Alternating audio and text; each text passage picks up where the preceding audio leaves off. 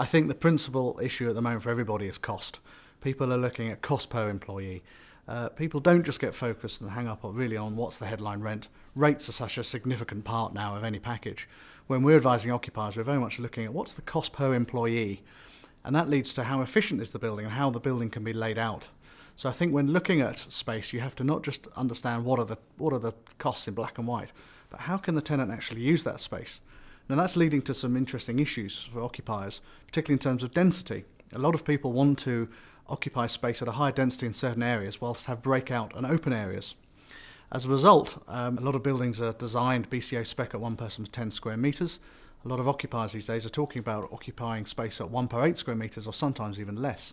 Now in reality, a lot of these occupiers may well cram in people at lower than 1 per 8 square metres into intense working areas and actually have creative and open breakout areas.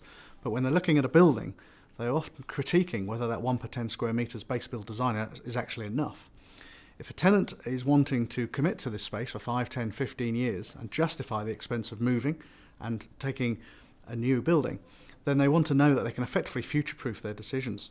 So will this building be able to offer the occupational density day one and more importantly down the line? As a result, tenants are looking at the fresh air levels of buildings, can that be boosted, the ability to increase the cooling capacity within the building, and most importantly fire escape sizing, which is the least flexible of all the issues. So tenants are really starting to look far more closely at specification of buildings and how they will suit their future occupation than they have in the past, in my opinion.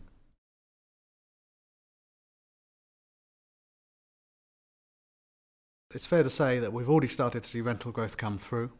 The headline grabbing deals have been things such as Mayfair and St James's, where we've seen rents go from 95, 100 up to now £105 per square foot, with some higher deals coming through. But we've also started to see rents grow north of Oxford Street. Victoria, for example, we've recently seen deals at £67 per square foot on refurbished 9, 10-year-old Grade A space.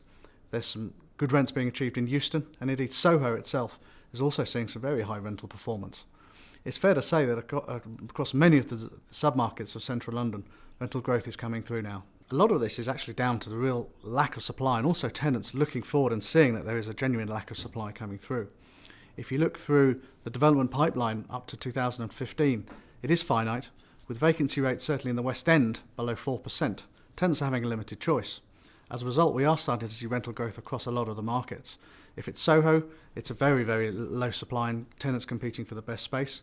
If it's some of the more fringe areas, it's tenants realising there's value in those areas and prepared to pay higher rents than perhaps have seen in those markets in the past.